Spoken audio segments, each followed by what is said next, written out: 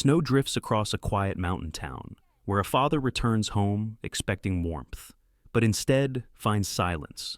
Behind a locked shed, a little girl sits trembling, her eyes red from tears, while a loyal German shepherd stands guard, refusing to move. In that moment, love, betrayal, and courage collide, and what happens next will change their lives forever. Where are you watching from today? Drop a comment and share your city below. I'd love to hear from you. Don't forget to hit subscribe so you never miss these true-to-heart stories. Wishing you a peaceful day filled with hope and kindness. The town of Willow Creek lay beneath a thick quilt of snow, a small mountain settlement tucked between ridges of evergreen forest in Vermont. It was late afternoon, though the light in winter seemed older, more tired, as if it dimmed hours earlier than it should. The wind carried the scent of pine and chimney smoke, drifting across narrow streets where houses leaned close for warmth. Snowbanks towered along sidewalks, and the sky hung low and gray, threatening another storm. This was a place where secrets had nowhere to go, yet somehow they still lingered, tucked into the dark corners of homes. Officer Ethan Monroe, the town's police chief, returned home after 3 weeks on a state-level assignment. He was a man of 42, broad-shouldered with the quiet bearing of someone who had spent 2 decades balancing duty with sacrifice. His hazel eyes often betrayed more than he wished, traces of sorrow, of exhaustion, of a man who had given everything to his badge and yet feared he was failing where it mattered most, at home. His short, dark brown hair, flecked with gray at the temples, carried the harsh trim of military precision, and his jaw was defined by a faint scar from a past altercation on duty. Ethan was known in Willow Creek as fair, deliberate, but sometimes distant, a man who placed order above intimacy. He carried inside him the hollow grief of losing his first wife, a gentle woman named Caroline, in a car accident 7 years prior, the same accident that left his daughter Lila mute. Though no doctor could repair her vocal cords, the deeper wound was invisible, a silence that became the wall between father and child. At his side bounded Ranger, his 6-year-old German shepherd. Ranger was a striking animal, with black and silver fur that gleamed even in the dull light, amber eyes sharp with intelligence, and the build of a protector forged by nature. Ethan had raised him from a pup, trained him in police K-9 duties, and the bond between man and dog ran deeper than partnership. Ranger often sensed the currents of Ethan's moods before words were needed.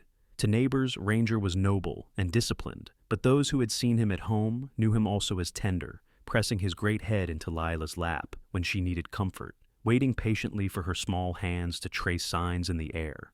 Together, Ethan and Ranger represented a kind of balance, discipline and devotion, order and instinct. Yet that balance was about to be tested in ways neither man nor animal had prepared for. When Ethan pushed open the gate to his yard, the house stood silent. Snow creaked beneath his boots, and Ranger's ears twitched at the hush.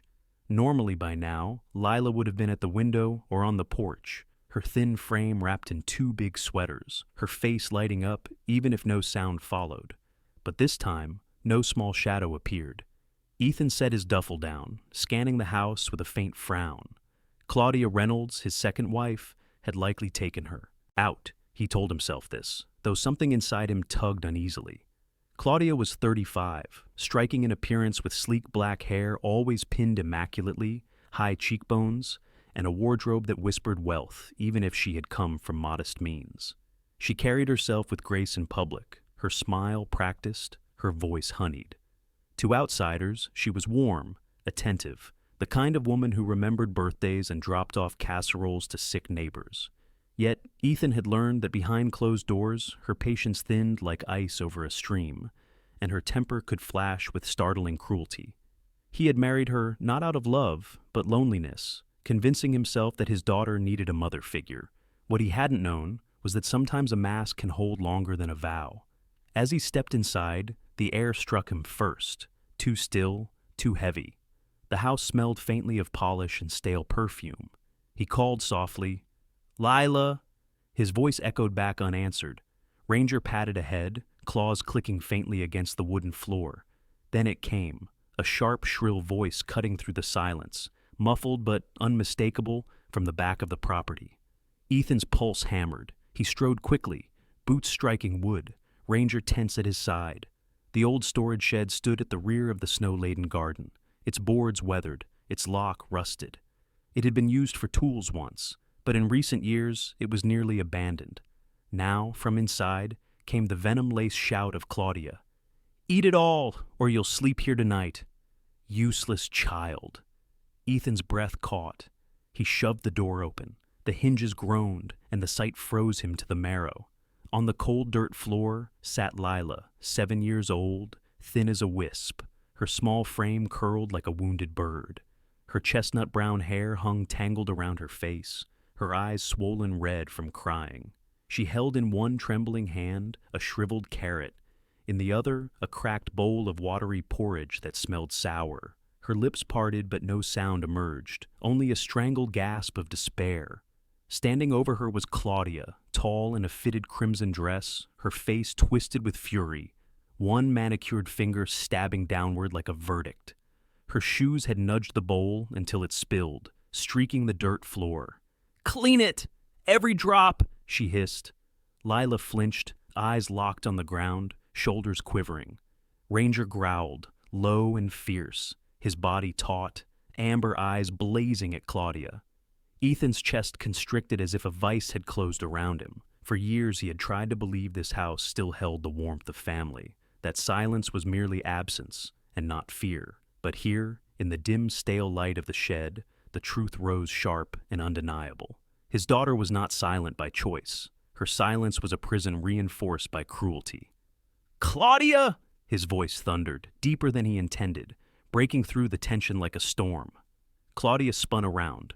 For a flicker, guilt washed across, her face, but it vanished under a thin veil of trembling theatrics. Her lips quivered, her hands pressed to her chest. "Ethan, I was only trying to make her eat. You know how delicate she is. She needs discipline." Ethan ignored her words. His eyes were fixed on Lila, on the small hands that shook, on Ranger pressing close to her as though to shield her. He stepped forward, crouched, his broad frame lowering to meet her gaze. "Lila," he whispered, his voice raw. "It's okay." She did not lift her eyes, but her fingers clenched in Ranger's fur, anchoring herself to the one creature who had never betrayed her. Snow swirled through the open door, the cold air biting, but inside, Ethan felt only heat, of shame, of fury, of something breaking inside him. In that moment, he knew the fragile illusion of peace in his home had been shattered. And though the silence of his daughter remained, it spoke louder than any cry. Snow fell heavier the next morning in Willow Creek, blanketing roofs and fences in a fresh layer of white that shimmered faintly under a gray sky. The streets were quieter than usual, muffled by the storm and the sound of snowplows carried faintly from the town's main road. Inside the Monroe household, warmth from the fireplace struggled to erase the bitter memory of what Ethan had seen in the shed the night before. He had not slept much. Instead, he had stayed in Lila's room, sitting in a chair until dawn, with Ranger curled on the rug as if standing guard. Lila, her small body cocooned in blankets, had drifted into an uneasy sleep, her hand resting lightly on the dog's fur, as if anchoring herself to safety. Ethan had watched the rise and fall of her breath, guilt carving deeper lines into his face, a reminder that, though he could protect a town, he had failed to see the danger growing inside his own home.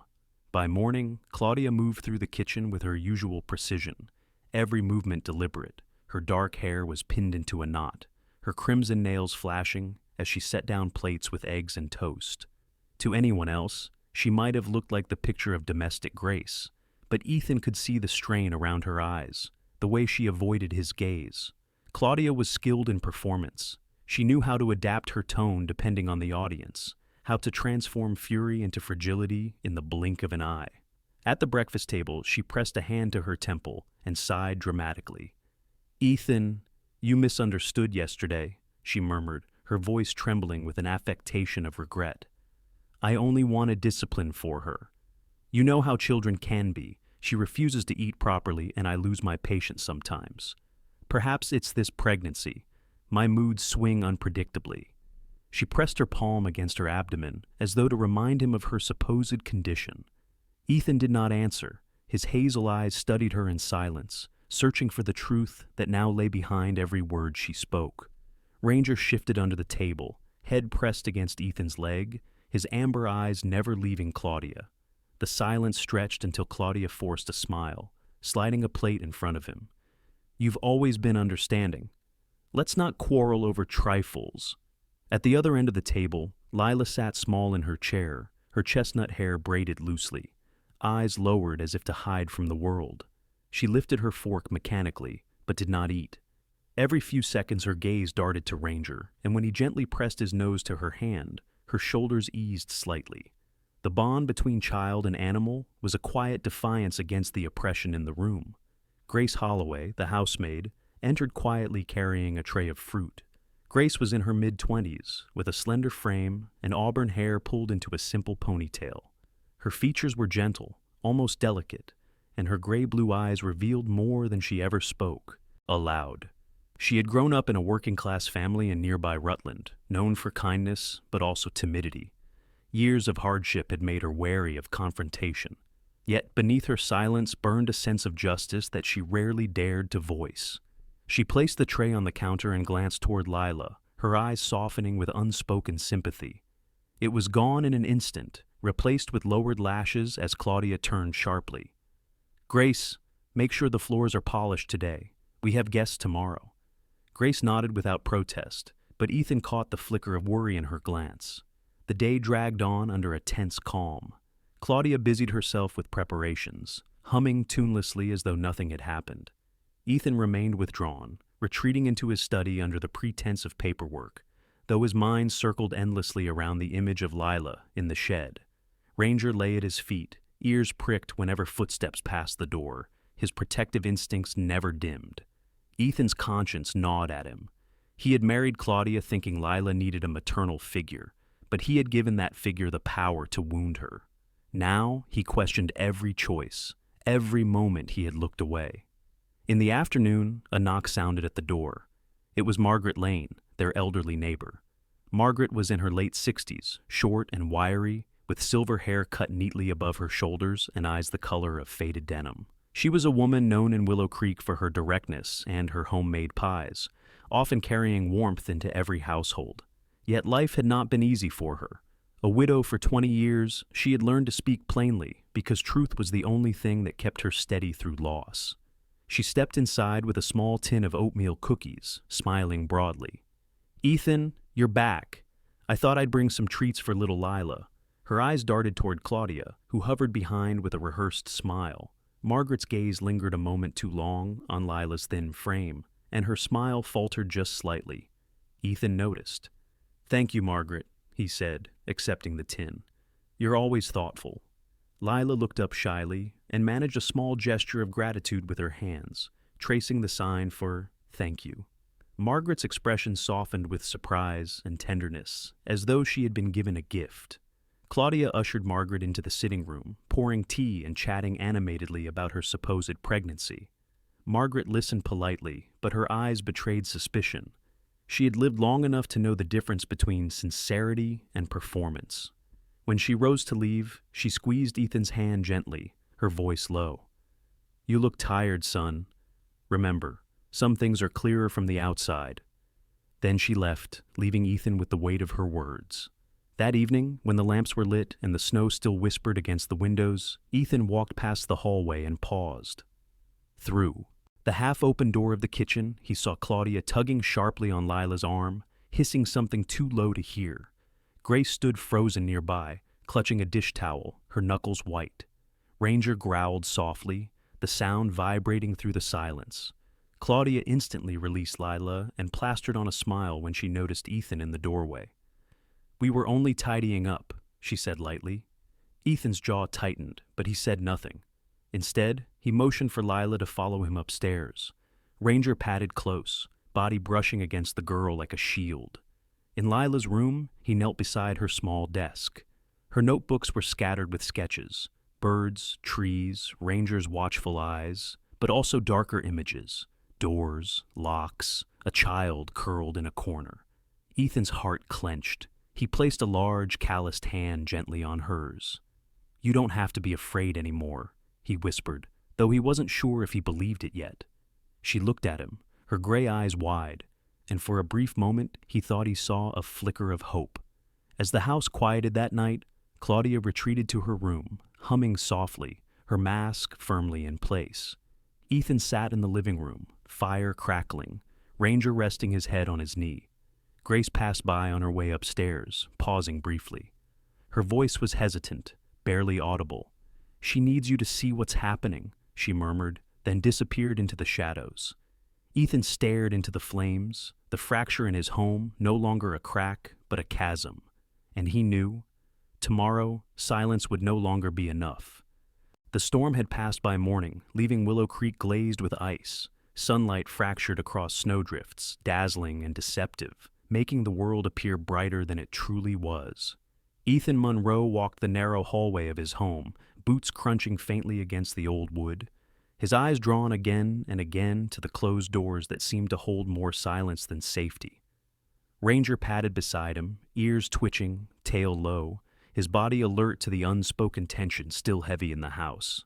Ethan paused at the end of the corridor, his thoughts dragging him back to the images of Lila's drawings the night before, the locked doors, the curled figure in a corner, the desperate strokes of pencil that said what her voice could not. His chest tightened with guilt, and in a rare moment of surrender, he leaned against the wall, covering his face with his hand. Later that afternoon, while Claudia left for errands in town, dressed impeccably in a long wool coat and leather gloves, her heels clicking proudly against the icy porch, Ethan entered the storage shed once more. The air was damp, smelling of mildew and old timber. Dust coated every surface, the kind that settled in places long abandoned by kindness. Ranger trotted in first, nose low to the ground, sniffing, tail stiff with vigilance. Ethan's eyes swept across the floor until they caught faint markings near the corner. He crouched, breath catching. Tiny fingers had traced words into the grime. Help. The letters were uneven, shaky, but clear enough to slice through him. He brushed his hand lightly across the message, as though afraid to erase it. Ranger whined low in his throat, leaning against Ethan's arm, sensing the storm inside his master. When Ethan returned to the house, Grace Holloway lingered in the hallway with a basket of folded linens. She hesitated, then spoke, her voice quiet but edged with courage. "I've seen her locked out here before. For hours. Sometimes all night she swallowed, her hands tightening around the basket. I wanted to tell you sooner, but I was afraid." Ethan looked at her properly then, really seeing the young woman who had lived under his roof unnoticed.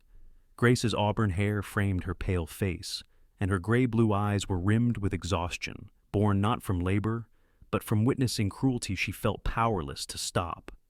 "You're not to blame for her silence," Ethan said softly, though the words felt bitter on his tongue. Grace lowered her gaze, but her voice trembled with quiet resolve. "She still believes you can protect her." That evening, Ethan decided to walk with Lila through the snowy garden, hoping movement and air might draw her from the shell she retreated into. Lila wore a wool coat too big for her, sleeves brushing her hands, her braid tucked beneath a knitted hat. Her boots crunched against the snow as she trailed close to Ranger, who bounded ahead, circling back often as if herding them. Ethan tried speaking, gently, his voice low so as not to overwhelm. "You've been strong for too long, little one." Lila's eyes flicked to him, gray and wary, but she said nothing. She bent instead to scratch Ranger's ear, and the dog leaned into her touch, tongue lolling with quiet affection. Ethan realized, not for the first time, that the German Shepherd had become the bridge between them, carrying words neither of them could speak. As twilight fell, a knock sounded at the door. Standing outside was Anna Mitchell, the family's former housekeeper. Anna was in her late 50s, her figure sturdy, her cheeks ruddy from the cold, strands of silver threaded through her dark hair. She carried herself with the calm assurance of someone who had spent years caring for others, yet her eyes betrayed a flicker of unease. "Mr. Monroe," she greeted, her voice warm yet tinged with sorrow. "I heard you'd come back. May I step in for a moment?" Ethan led her inside, offering a seat near the fire. Anna clasped her hands together, the skin roughened from decades of work. "I shouldn't be interfering," she began, "but there are things I can't keep quiet about. When I worked here, I noticed, well, Sometimes Lila was left without food for the whole day. I told myself perhaps it was forgetfulness, but now I regret staying silent. Her voice cracked, and she pressed a hand to her chest. Ethan listened without interruption, the firelight casting harsh lines across his face. He felt each word strike like a confession of his own failings. Ranger sat at his feet, eyes fixed on Anna, ears swiveling as though understanding. The next day, Ethan drove Lila to school personally, unwilling to leave her behind closed doors. The building was a modest brick structure on the edge of town, its playground buried under snow. Inside, the halls echoed with children's laughter and the sharp ring of the bell. He asked to meet with her teacher, Olivia Parker. Olivia was about 30, with chestnut hair tied neatly back and clear green eyes that seemed to weigh a person carefully before speaking. She greeted Ethan with polite formality, but when he explained his concern, her expression shifted, softening with empathy. She retrieved a folder from her desk and laid it out before him. "I've documented my observations," she said. "Lila often sits distracted, her focus fractured. She's been losing weight rapidly. I've sent reports to the home, but every reply came signed by Mrs. Claudia Monroe. She insisted Lila was simply stubborn, that she refused meals at school but ate plenty at home." Olivia's tone hardened slightly. "I doubted it, but without your confirmation, I had no authority to pursue it further." Ethan leafed through the reports, each note another blade against his conscience. "Thank you," he said, his voice hoarse. Olivia placed a hand gently on the desk, her demeanor steady. "She's bright, Mr. Monroe. Her silence isn't a weakness. It's her way of surviving. Don't mistake it for surrender." On the drive back, Lila pressed her face to the window, watching snowflakes streak the glass. Ethan gripped the wheel, every mile tightening his resolve. He had spent years enforcing justice on strangers, yet justice had withered in his own home. Ranger rested his head between the front seats, eyes shifting between master and child, the silent witness to their unspoken promise. That night, Ethan sat in his study, the folder of school notes spread open before him. A small slip of paper fell from his coat pocket as he leaned forward. He unfolded it and found a crude drawing, unmistakably Lila's. A locked door, a figure small and hunched inside. Beneath it, one word scrawled unevenly. H-E-L-P. His chest constricted as though bound by iron. For a long moment he sat motionless, then reached for his daughter's sketchbook from the desk. Page after page revealed fragments of her prison. The shed, the shadows, Ranger standing guard. Ethan bowed his head, grief and rage colliding until his hands trembled. Ranger nudged him gently, resting his weight against Ethan's knee, anchoring him to the present. In that quiet, Ethan understood that silence had spoken louder than he ever allowed himself to hear, and it was time he finally listened. Snowmelt dripped from the eaves of the Monroe house the following morning, icicles breaking loose and falling with sharp cracks onto the porch below. The storm had passed, leaving the sky washed pale blue and the mountains crisp and white on the horizon. Ethan sat at the kitchen table, his hands wrapped around a cup of coffee gone cold, staring at the folder of school reports from Olivia Parker. Each note was a wound: weight loss, distraction, unresponsiveness. Claudia moved briskly around the room, her hair swept into a perfect twist, her voice warm and lilting as she spoke of her errands and her supposed doctor's appointment. But to Ethan, every syllable carried a weight of performance. Ranger lay at Lila's feet, his head on his paws, amber eyes fixed on Claudia, his body tense as if waiting for a command. Later that day, Ethan drove to Willow Creek Elementary to speak with Olivia directly. The schoolyard sparkled with snow, children's laughter ringing bright against the winter air. Inside her classroom, Olivia Parker was arranging papers at her desk. She was 30, neatly dressed in a navy cardigan and gray skirt, her chestnut hair tied back in a low bun. Her clear green eyes gave the impression of steady intelligence, and her posture carried the calm authority of someone who understood children's fragile worlds. When Ethan entered, she looked up with a quiet smile. "Mr. Monroe, thank you for coming." Her tone softened when she saw Lila trailing beside him, clutching Ranger's collar with small hands. Olivia knelt slightly so her eyes were level with the girls. "Hello, Lila," she said gently. "I've missed you in class." Lila's gray eyes flickered upward for an instant before lowering again. She leaned into Ranger's side, the dog's thick fur shielding her like a wall. Olivia's gaze lingered, troubled.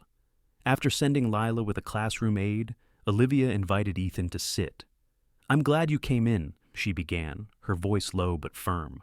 "There are things I couldn't write in official notes." She opened a small leather notebook and turned it toward him. Inside were entries she had kept privately. Days when Lila arrived with shadows under her eyes. Days she seemed too weary to hold a pencil. "She's bright," Olivia continued, "but she has been carrying burdens no child should. I tried to reach you, but the only responses came from your wife. They dismissed my concerns." Ethan's jaw tightened. "You believe my wife has been lying." Olivia did not hesitate. "Yes, and more than that. She has been actively preventing you from knowing." Her green eyes met his with quiet strength. "Mr. Monroe, silence can be its own language. Your daughter has been screaming for help in every way except with her voice." As they spoke, a knock sounded at the door of the classroom. A man in his early 50s stepped inside, carrying a toolbox. He wore a thick flannel shirt and work jeans, his graying hair cropped close, his face weathered but kind. Olivia introduced him as Robert Hayes, the school's electrician. Robert had a reputation in town for being dependable, always ready to help without complaint. He cleared his throat awkwardly, shifting his weight. "Sorry to interrupt, but I overheard a bit. If it matters, I've been here after hours working on the wiring, and I've heard her cries." His eyes softened toward Ethan. "The sound of a child weeping isn't something you mistake. I thought maybe she'd fallen, but when I looked, I saw her in the corner of the playground once, shaking and pale. She wasn't playing, she was hiding." His voice grew thick. "I didn't want to meddle, but if it helps you protect her, then you should know." Ethan nodded slowly, every account another stone pressing against his chest.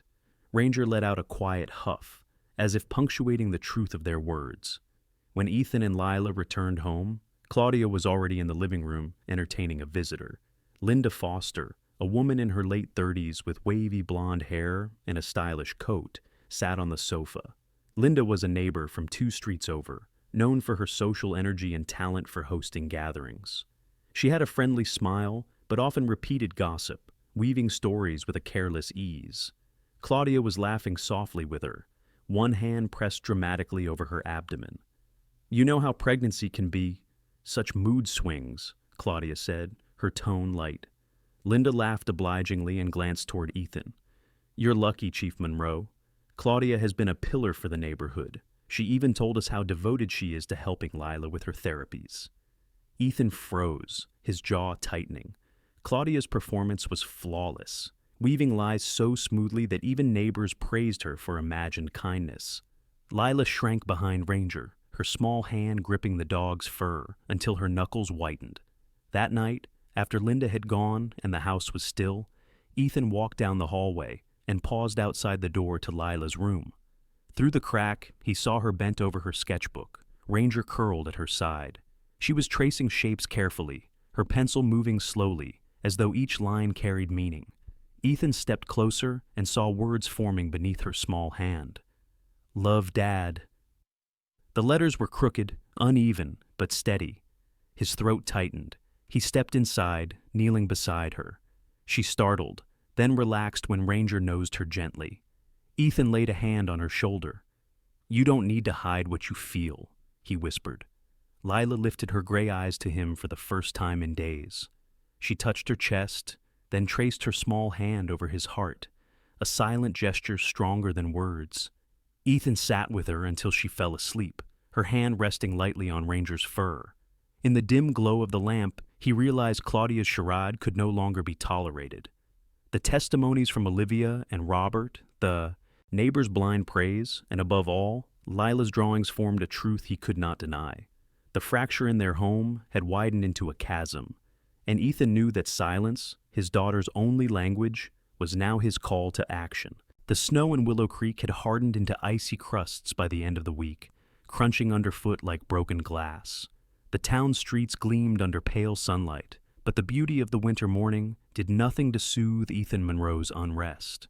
He sat in his patrol car outside the county records office, the engine idling. Ranger's warm breath fogging the window beside him. The German shepherd rested his chin on the seat, amber eyes fixed on his master with that steady, knowing patience. Ethan had told himself this trip was routine, just paperwork to confirm Claudia's prenatal checkups. Yet deep down, he already expected the truth would not hold. Inside, the office smelled faintly of paper and ink. A young clerk named Daniel Rivers, tall and thin with sandy hair and round glasses, greeted Ethan nervously. Daniel was only in his mid-20s, still carrying the awkwardness of youth, his kind demeanor making him well-liked by townsfolk. He prided himself on precision, filing documents with meticulous care. When Ethan asked to see Claudia Monroe's medical records, Daniel flipped through the register, frowning. "Sir, I don't see her name here. We don't have any record of a prenatal examination under Claudia Monroe or Reynolds. Are you certain she was seen in this county?" His brows knit with worry, as though afraid he had missed something. Ethan's chest tightened. He asked if Daniel could double-check for outside transfers. After a long search, the answer was still the same. Nothing. Driving back through the snow-covered town, Ethan gripped the wheel with white knuckles. Claudia had paraded documents with seals and signatures, yet the clerk had confirmed none of it existed. His thoughts spiraled, weaving together the lies she told neighbors, the silence she imposed on Lila, the reports Olivia and Robert had shared. Ranger shifted in the back seat, pressing his paw against the glass as if to ground his master. When Ethan arrived home, Claudia was in the kitchen, arranging flowers in a vase. She turned with a radiant smile, dressed in a fitted blue blouse and dark skirt, her every movement polished. "How was your day?" she asked sweetly. Ethan studied her carefully. "Busy," he said flatly. He watched her eyes, searching for the slightest flicker of deceit. Claudia leaned against the counter, tilting her head. "I hope you'll be patient with me, Ethan. Pregnancy makes me so sensitive. I only want what's best for us." Her words slid like oil, and though her tone was calm, her gaze flickered briefly toward Lila, who stood at the doorway clutching Ranger's collar. The child's face was pale, her braid loose, her body drawn small as if bracing for a storm. That evening, Ethan retreated to his study. Grace Holloway appeared hesitantly at the door with a tray of tea. She had grown more gaunt over the past days, as though carrying the weight of secrets in silence. "Mr. Monroe," she said softly, setting the tray down, "there is something you need to see." She produced a small folded note she had hidden in her apron pocket. Ethan unfolded it to reveal Claudia's handwriting, sharp, elegant letters that carried a venom beneath the flourish. The note ordered Grace never to let Lila out of her room after meals, to keep her isolated until she learns obedience. Ethan's jaw clenched as he crushed the paper in his fist. Grace's eyes brimmed with tears. "I wanted to tell you sooner, but she threatened to have me dismissed without a reference. I have nowhere else to go." Ethan looked at her, seeing not weakness, but the courage it took to finally step forward. Ranger stood, growling low, as if echoing the anger Ethan fought to contain. The next day, Ethan visited an old friend at the county hospital, Dr. Samuel Whitaker. Samuel was in his late 50s, heavy-set with thinning gray hair, spectacles perched on his nose. He had been Ethan's ally during many police investigations, a man known for blunt honesty and deep compassion.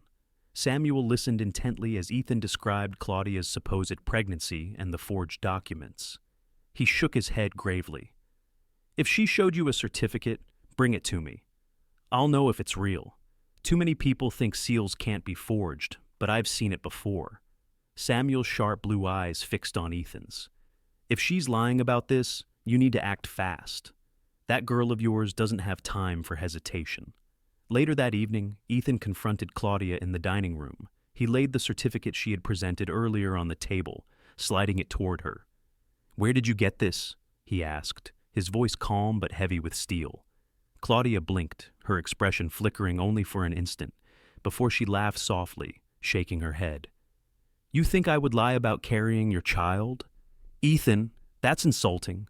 She pressed her hand to her abdomen again, eyes wide with feigned injury. "I only wanted to ease your worries. Why can't you trust me?"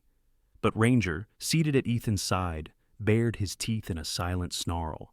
amber eyes locked on Claudia as though reading her soul.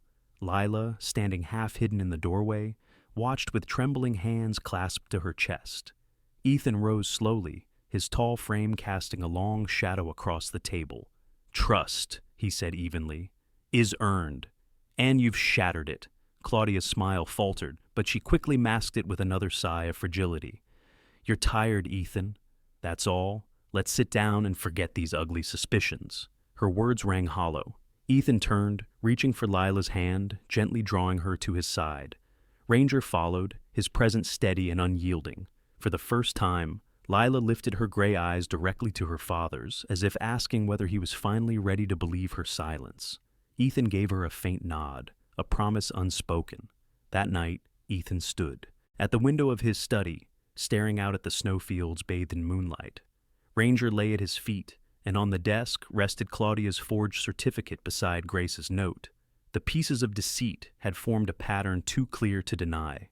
He pressed his palm against the cold glass, whispering into the stillness, "I won't let you suffer again, Lila." Behind him, the dog stirred, as if affirming the vow. The fracture in his home had become a battlefield, but for the first time, Ethan was ready to fight. The wind had shifted in Willow Creek, carrying a brittle edge that rattled through the bare branches outside the Monroe house. By early evening, clouds had gathered again, heavy with snow, muting the glow of the street lamps. Inside, Ethan sat at the dining room table, the forged certificate spread out before him, Ranger lying stretched across the rug, with ears pricked and muscles taut, as if sensing the storm of tension about to break. Lila sat quietly nearby, her small frame curled into the armchair, clutching her sketchbook like a shield. Ethan watched her trace faint lines on the page, hesitant strokes forming a doorway, and the outline of a figure holding her hand.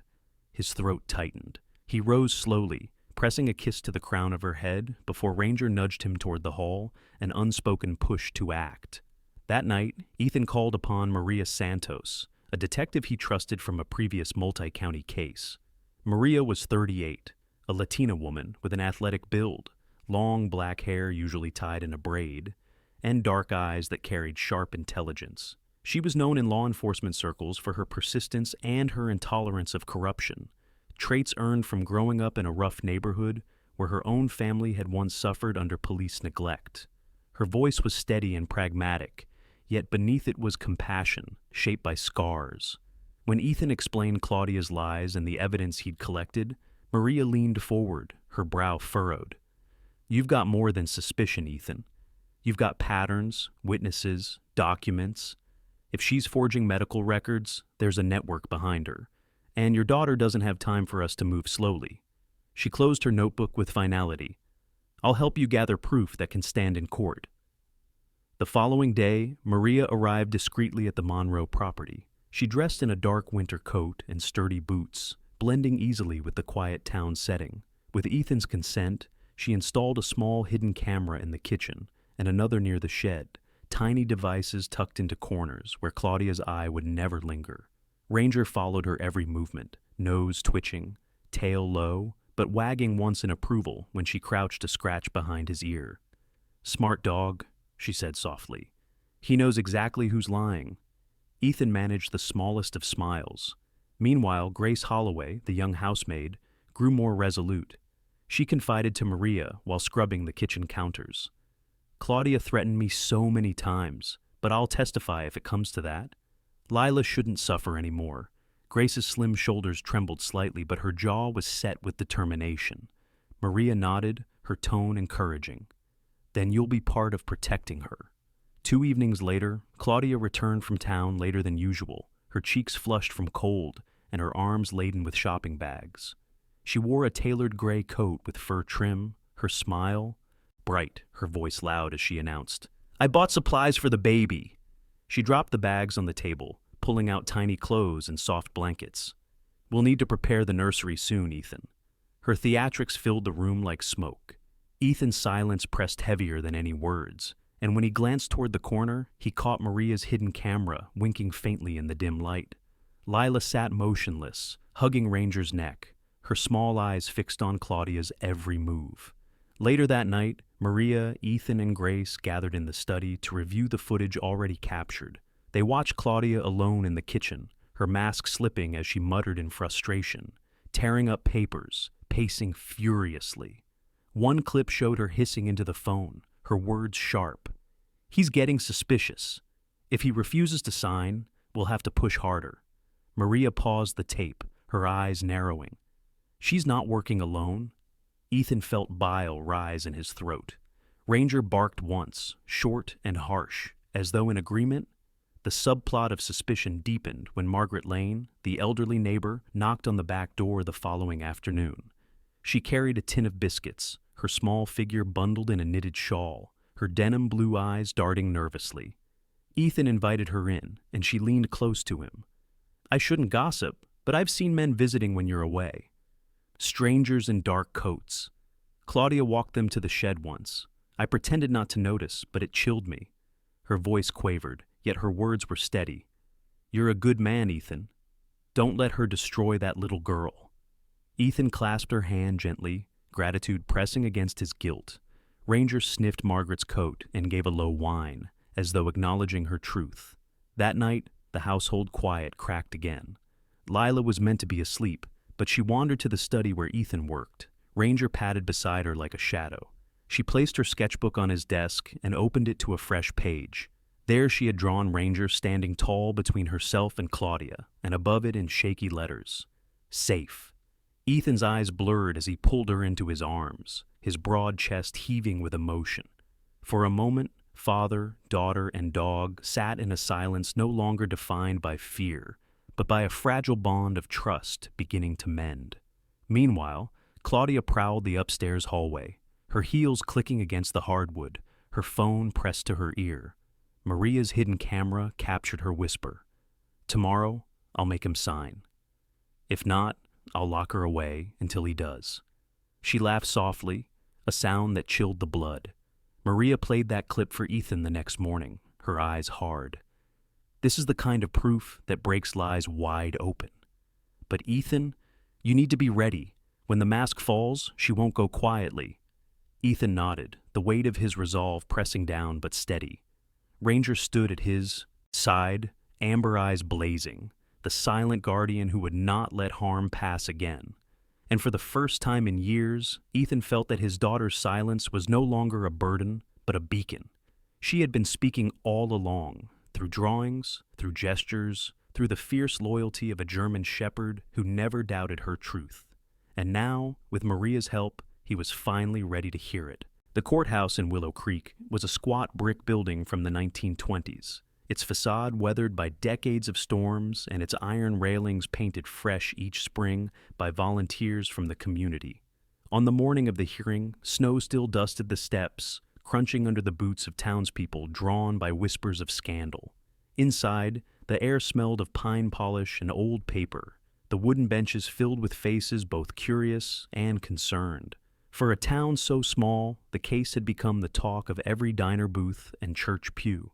Ethan Monroe sat at the petitioner's table, his frame rigid in his dark winter uniform, hazel eyes fixed on the judge's bench. Lila sat beside him, her small body almost swallowed by the high-backed chair.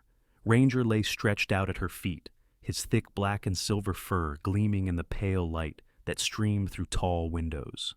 The German shepherd's amber eyes never stopped scanning the room, protective as ever. Every time Lila's hand trembled, she pressed it into his fur, and he anchored her in silence. Across the room sat Claudia, immaculate as always. She wore a tailored navy dress, pearl earrings glinting beneath the lamps, her black hair styled into sleek waves. Her face was the very image of composure, her smile delicate, almost sorrowful, as though she herself were the victim. Beside her sat her attorney, Victor Hale, a man in his mid-40s with sharp cheekbones, thinning blonde hair slicked back, and a polished suit. Known for his silver tongue and ruthless cross-examinations, Victor was respected in larger courts but distrusted in small towns, where charm was often mistaken for sincerity. He adjusted his glasses, whispered to Claudia, and then leaned back with confidence. The gavel struck once as Judge Coleman entered. He was in his 60s, tall and spare, his silver hair combed neatly back, his lined face stern, but not unkind. He had lived his whole life in Willow Creek, serving first as a lawyer, then as a judge, his reputation built on fairness and a refusal to bend under political pressure. Today his steel-gray eyes swept across the room, pausing briefly on Ethan, on Claudia, and finally on Lila, who sat silently with her sketchbook in her lap. Detective Maria Santos rose first, her dark braids swinging as she stepped forward. She was calm, her voice steady as she presented the recordings captured in the Monroe home. The room grew hushed as Claudia's voice hissed through the speakers. "Tomorrow I'll make him sign. If not, I'll lock her away until he does." Gasps echoed across the benches, Margaret Lane among those covering her mouth in shock. Claudia's lawyer shifted uncomfortably, but quickly stood, raising his voice to cut through the tension. "Your Honor, this recording could easily be manipulated. We live in an age of digital trickery. Without proper verification, it cannot be accepted." Maria's gaze was sharp as she responded. The devices were installed, under lawful consent of the petitioner, Chief Ethan Monroe. Their chain of custody is intact, and there are witnesses ready to corroborate what we hear. She gestured to the side, and Olivia Parker, the young teacher, stepped forward. Olivia's chestnut hair framed her face, her green eyes unwavering as she spoke. "I reported Lila's weight loss and fatigue for months. Every response I received came from Mrs. Monroe, dismissing the concerns. The child was clearly suffering, but my warnings were ignored." Her voice carried both pain and anger. Victor Hale rose quickly, adjusting his tie. "Miss Parker, surely you understand children can be stubborn. Isn't it possible you exaggerated? Perhaps you misinterpreted?" Olivia straightened, her voice calm but firm. "I know the difference between a stubborn child and one starving in silence. I am a teacher, Mr. Hale. My duty is to notice." Murmurs rippled across the courtroom. Next came Robert Hayes, the electrician, standing awkwardly in his flannel shirt, cap in hand. His weathered face reddened as he cleared his throat. "I heard her cries. Not once, many times, late at night when I was working. I didn't speak because I thought it wasn't my place, and that was my mistake." His voice cracked slightly, but his words held weight. Claudia's smile tightened, her fingers clenching at the hem of her dress. Finally, Margaret Lane shuffled forward, her silver hair neatly pinned, her small frame straight with resolve. "I live next door. I saw men in dark coats visit while Ethan was gone. I saw Claudia lead them to the shed. I told myself it wasn't my business, but now I know I should have spoken sooner. That child has lived with shadows. No one should." Her denim blue eyes glistened as she glanced at Lila. The girl clutched her sketchbook tighter, Ranger pressing against her leg with a protective growl that vibrated faintly in the quiet room. Victor Hale moved swiftly, his words smooth, his tone controlled. "These are anecdotes, hearsay at best. My client is a respected woman in this town, praised by neighbors, involved in community charity. Does this sound like the monster they describe?" Claudia bowed her head, pressing a hand to her chest, her voice trembling as she finally spoke. "I only wanted discipline. I wanted her to grow strong. If I was harsh, it was out of love." Her performance drew sympathetic glances from a few in the gallery. Ethan clenched his jaw, but before he could speak, Judge Coleman raised a hand. "Enough. We will hear the child's perspective." The room stilled as Lila was gently encouraged to step forward. She was small before the towering bench, her gray eyes wide, her hands trembling as she held her sketchbook. She could not speak, but she turned the pages slowly, revealing drawings of locked doors, of Ranger standing between her and Claudia, of the word "help" scratched in jagged letters. Her silence filled the courtroom, louder than any testimony. Ranger barked once, sharp and clear, as though sealing the truth in the air. Judge Coleman's gaze softened as he looked down at the child, then hardened again as he faced Claudia. "We will proceed. This court will not dismiss the language of silence," and with that, the tide began to turn. The next day of testimony dawned gray and cold, the courthouse steps coated in a thin layer of ice. Breath plumed in the air as townsfolk lined the entrance, eager to witness the continuation of what had become Willow Creek's most scandalous case in memory. Inside, the courtroom buzzed with low voices, boots scuffing the wooden floors, the scent of wool coats dampened by snow. Ethan Monroe entered with Lila at his side and Ranger walking steadily at their feet. the German shepherd's black and silver fur bristling faintly, as though he sensed what was to come. Ethan placed a protective hand on his daughter's shoulder, guiding her gently to their table. Claudia sat across the aisle, still immaculate in appearance, this time in a deep emerald dress with gold jewelry that glinted beneath the lights. Her posture was flawless, her smile faint and mournful, but her eyes betrayed a flicker of unease. Beside her, Victor Hale shuffled his notes with forced confidence. His usually smooth demeanor was marked by the tightness of his jaw, the way he glanced more often than usual toward the gallery. Judge Coleman entered, his silver hair gleaming, his robe sweeping as he took his seat. He struck the gavel once. "We continue with the presentation of evidence." His voice was calm but resonant, echoing through the chamber. Detective Maria Santos stood first, her braid brushing her shoulder as she placed a small folder on the evidence table.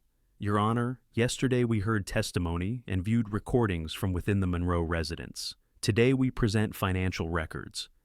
She handed copies to the clerk, who distributed them to the judge and opposing counsel. Maria's voice remained measured. "These records trace payments from Mrs. Claudia Monroe's account to two recipients, Dr. Gregory Collins, listed as a child psychologist, and Victor Hale's office. Additional transfers connect to Sheriff Harold Dalton." The name sent a murmur through the benches. Sheriff Dalton, in his late 50s, was known for his broad build and booming laugh, often seen at town barbecues. But there had always been whispers of bribes and favoritism under his watch. Victor Hale shot to his feet. "Objection. These so-called records could be fabricated. Without direct testimony from the institutions, they're meaningless." His voice carried indignation, but sweat glistened faintly on his brow. Maria remained unshaken. "Your Honor, the transfer history comes directly from the county bank, verified with seals. The path of money is the clearest language of all." She turned her gaze on Hale, her dark eyes piercing. "And it speaks louder than excuses." At Judge Coleman's nod, Maria called the next witness. A woman in her 40s entered, tall and spare with graying auburn hair tied back, glasses perched on her nose. She wore a neat gray suit and carried herself with the calm confidence of a professional. "This is Elaine Porter, an auditor with the state's Department of Health," Maria announced. Elaine's reputation preceded her, meticulous, incorruptible, shaped by years of uncovering fraud in small clinics. Elaine adjusted her glasses and spoke crisply. "I reviewed the documents Mrs. Monroe submitted as evidence of pregnancy. They contain copied seals from outdated templates, no corresponding entry in hospital records, and the signatures of staff who left the department years ago. They are counterfeit." She paused, her eyes hard as she looked directly at Claudia. A forgery this crude would not fool anyone familiar with authentic records. The room erupted in whispers. Claudia's face remained still, but her hands gripped the edge of the table tightly enough that her knuckles blanched. Next, Maria introduced testimony from Dr. Samuel Whitaker, the hospital physician who had long known Ethan. Samuel, heavy-set with thinning gray hair, strode forward with quiet authority. His voice was blunt. "I have treated families in this county for 30 years. I never once saw Claudia Monroe in my office for prenatal care. The certificate she presented was fake. I stand by that. Under oath, Claudia's attorney attempted to regain control. Your Honor, this is a witch hunt. My client has served the community with grace and charity. She has organized events, raised funds for shelters." But his words were cut off by a new sound. Ranger barked, loud and sharp, his body rigid as if he sensed the tremor of deceit itself. The courtroom stilled. All eyes turned to the dog, who stood at Lila's feet, gaze fixed on Claudia, growl vibrating low in his throat. Ethan placed a steadying hand on the dog's back, but the point had been made. The instinct of the animal reflected the instinct of every witness who had spoken. Finally, Maria presented the recording from Claudia's phone call, the one captured on the hidden camera. The voice filled the chamber. "Tomorrow I'll make him sign. If not, I'll lock her away until he does." The gallery gasped again, Margaret Lane clutching her shawl tighter, Olivia Parker pressing a hand to her mouth. Claudia's mask slipped for a fraction of a second, her eyes flashing with naked fury before she forced her face back into composure. Judge Coleman leaned forward, his steel gray eyes burning into her. Do you wish to explain this recording, Mrs. Monroe? Claudia straightened, her voice suddenly brittle. I was distraught. I didn't mean the words literally. Any mother knows frustration. My words were twisted. Her attorney placed a hand on her arm, whispering frantically, but the damage had been done. Then came an unexpected voice. From the back row, a young woman rose. She was in her late 20s, with dark curly hair and warm brown eyes, dressed plainly in a wool sweater and scarf. Your Honor, may I speak? She asked nervously. Judge Coleman allowed it. She introduced herself as Sarah Alvarez, a nurse at the county clinic. Sarah had grown up in poverty, raised by a single mother who worked 3 jobs, and she carried in her gentle demeanor both empathy and a quiet steeliness. Her voice shook at first, but grew stronger. I once saw Lila brought in with bruises. Mrs. Monroe claimed she had fallen, but the marks told another story. I filed a note, but it disappeared from the record. Now I believe I know why. Her eyes flicked to Claudia. Gasps rippled once more. Victor Hale sat rigid, his face pale. Claudia's posture stiffened, her mask of elegance crumbling as her breathing grew shallow. Judge Coleman's gavel struck twice. This court has seen enough for today.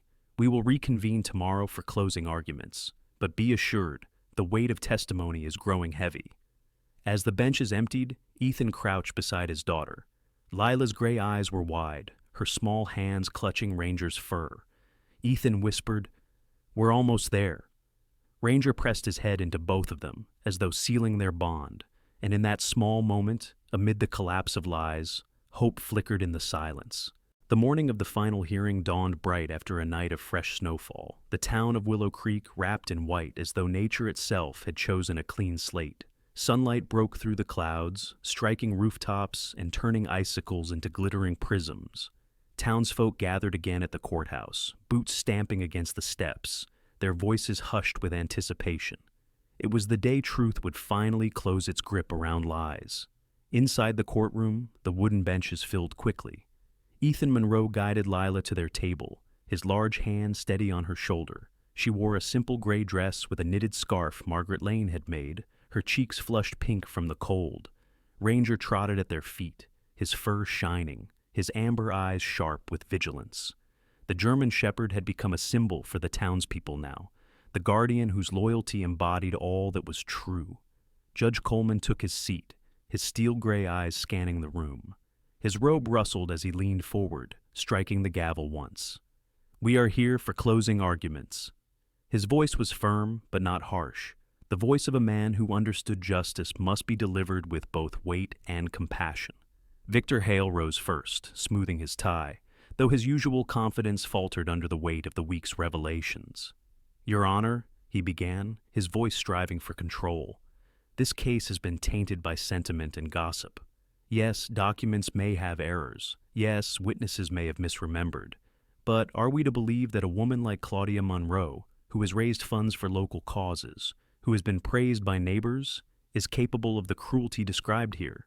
He gestured toward Claudia, who sat with her chin lifted, emerald earrings glinting, though her hands trembled faintly in her lap. "This is character assassination built on flimsy anecdotes and manipulated recordings.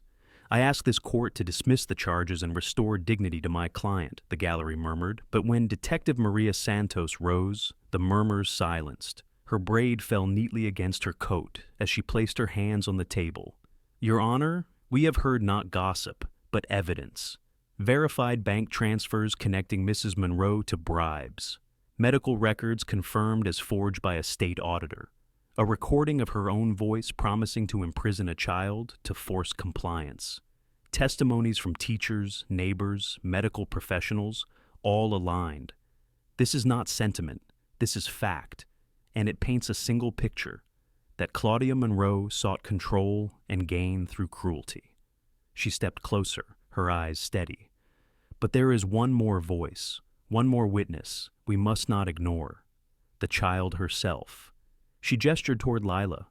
The courtroom stilled as the little girl rose, her sketchbook in hand. Her braid brushed her shoulder, her gray eyes wide but resolute. She walked to the front with Ranger at her side, his tail low but wagging faintly. His body pressed close. Standing before the bench, she opened her sketchbook. Page after page revealed images. A locked shed, a small figure curled in darkness. Ranger standing between her and a woman with sharp eyes. Ethan reaching out a hand. Then she turned to a final page. In careful, crooked letters, she had written, "I trust my dad." A silence heavier than stone filled the courtroom. Judge Coleman's face softened, his lined features marked with gravity. "Sometimes truth does not come in spoken words," he said quietly, his gaze resting on Lila. "Sometimes it is drawn in silence, yet it resounds louder than any voice." Claudia's composure cracked. She stood abruptly, her chair screeching against the floor. "This is absurd!" she snapped, her voice stripped of elegance. "That child is mute, broken. You think her scribbles mean anything? She was always a burden." Her words stopped as gasps rippled through the room. Victor Hale lowered his head, his hand falling from his papers, knowing the battle was lost. Judge Coleman raised the gavel, his tone unyielding. "Enough. This court finds Claudia Monroe guilty of child abuse, forgery, and conspiracy. She will be remanded into custody immediately. Sheriff Dalton and Dr. Collins remain under investigation. Mr. Hale, your conduct will be reviewed by the bar." The gavel struck 3 times, sealing the verdict. Claudia's face twisted in fury as deputies escorted her away, her cries echoing down the hallway. But the sound was no longer sharp. It was hollow, fading into the background of a town that had chosen to see truth. When the courtroom emptied, townsfolk lingered, approaching Ethan with quiet words of support. Margaret Lane pressed a tin of cookies into his hands, her denim blue eyes brimming. "She'll never be alone again," she whispered, patting Lila's cheek. Olivia Parker knelt to hug the girl, promising her brighter days at school.